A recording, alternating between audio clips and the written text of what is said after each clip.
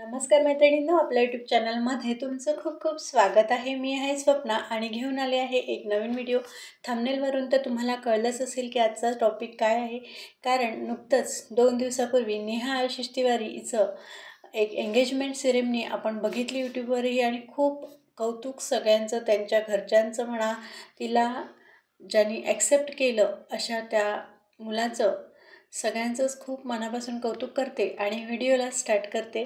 आहे नेहाची, जी मध्य प्रदेशामधील आहे आणि लग्नाच्या काही दिवसानंतर एका मुलीच्या जन्मानंतर हजबंडचं अचानक तिचा मृत्यू होतो आणि खरंच त्यानंतरचे हे 3 वर्ष जे आपण तिला यूट्यूबवर बघतच आलो आहे, खूप वेगळं व्यक्तिमत्व आपल्यासमोर तिचं दिसून येतं।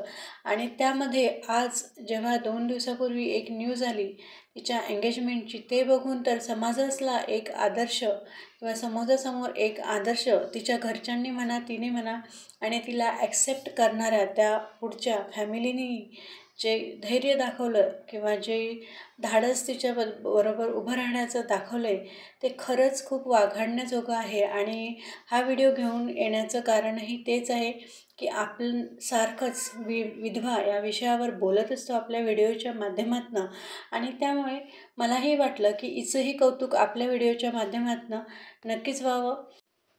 नेहा आशिष तिवारीबद्दल सांगायचं झालं तर खरंच एक छान मुलगी, जी आता स्वतःच्या पायावर उभी आहे आणि तिला नवराही छान मिळाला आहे, बिझनेसमन आहे, ज्यांनी तिच्या मुलीचीही जबाबदारी घेतलेली आहे। म्हणजे त्यांनी तिथे कुठलीही नकार दाखवलेला नाही आहे आणि खरंच कुठल्याही आईला तेवढंच हवं असतं की त्या मुलाला त्याचं स्वतःचं एक अस्तित्व मिळावं, कारण ऑलरेडी त्याने किंवा तिने पित्याचं क्षत्र म्हणतो आपण, ते हरवलेलं असतं। मात्र जर अशा प्रकारामुळे किंवा आईच्या लग्नामुळे जर त्या मुलाचं, मुलीचं सगळंच अस्तित्व संपून जाणार असेल, त्याला अनाथ असं रूप येणार असेल, तर त्या आईचं लग्न काहीही उपयोगात पडत नसतं। ते त्यापेक्षा जर अशा प्रकारे कोणीतरी तिच्या मुलाला, मुलीला ॲक्सेप्ट केलं तर खरंच त्याच्यावरही एक कितीतरी खूप मोठं त्याच्या मनालाही समाधान, कारण ज्या यातनेतून ती स्त्री जात असते त्याच यातना त्या अपत्याला, त्या मुलाला, मुलीला होत असतात। आणि हे जोपर्यंत आपण समजून घेत नाही तोपर्यंत समाजाचं जे रूप आहे ते बदलू शकत नाही। आणि त्यामुळे खरंच अशा या नेहा आणि सुमित यांना माझ्याकडून एंगेजमेंटच्या खूप खूप शुभेच्छा।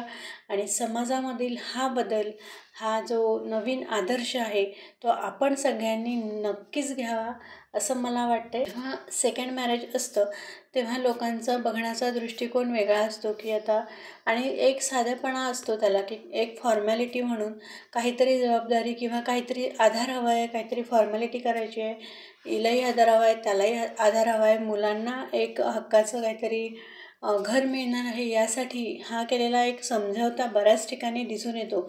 मात्र जेव्हा आपण हा नेहा आशिष तिवारी हिचा जी एंगेजमेंट आपण बघितली, त्यामधील तिची जी म्हणजे तिच्या घरच्यांनी किंवा तिच्या सासरचे, माहेरचे सगळ्यांनी मिळून हा एवढा मोठा समारंभ उभा केला आणि समाजापुढे एक नवीन आदर्श निर्माण केला की असंही तुम्ही या नवीन, कारण नवीन आयुष्यामध्ये ते पदार्पण करत आहे, तर त्यांनाही त्यातून आपल्या चांगल्या शुभेच्छा आणि सगळ्यांचा आशीर्वाद हवा असतो। आणि जर त्याला अशा प्रकारे चांगलं स्वरूप देण्यात आलं तर खरंच तेही नातं तेवढंच फुलेल, तेवढंच टिकेल असं मला वाटतं। नेहाची गोष्ट करायला गेलो तर तिचे पहिले हजबंड आशिष, ज्यांच्या नावातच आशीर्वाद आहे, खरंच त्यांनी तिला आयुष्यभर तिचा आशीर्वाद, म्हणजे त्यांचा आशीर्वाद तिच्यासोबत नेहमीच दिसून येतो आपल्याला, तिच्या व्हिडिओच्या माध्यमातून म्हणा किंवा बाकी गोष्टीतनं। आणि नवीन आता जो होणारा नवरा आहे तिचा, सुमित, जो खरंच एक चांगला मित्र, एक चांगला सखा म्हणून तिच्याबरोबर राहावा एवढीच अपेक्षा आपण करूया। वैधव्यामुळे काही गोष्टी करू शकत नाही, ज्या मनमोकळेप्रमाणे हसू शकत नाही, 10 लोकांमध्ये जाऊन मनाप्रमाणे बोलू शकत नाही, उठू बसू शकत नाही, त्यांच्यासाठी आपण काय करू शकतो, तर खरंच हा प्रवाहात त्यांना आणण्याचा एक प्रयत्न खूप छान आहे। अशी जर बदल समाजात घडला आणि माझ्या व्हिडिओच्या माध्यमातून एखाद्याचं जरी आयुष्य चांगलं झालं तरी मला यातून खूप आनंद होईल।